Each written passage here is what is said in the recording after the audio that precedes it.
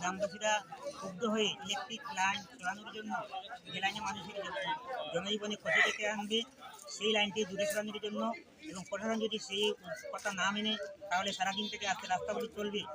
এখনও কোনো প্রশাসনের কোনো কর্তৃপক্ষ সেখানে পৌঁছেনি, না পৌঁছাবার জন্য আমরা গ্রামবাসী রাস্তাগুলো করে রাখছি এবং রাস্তাগুলো চলবে।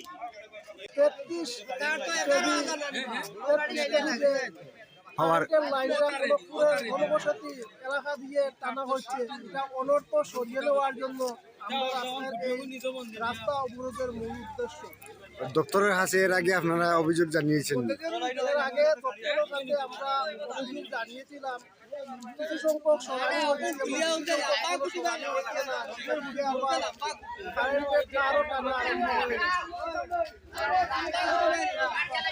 ঠিক আছে।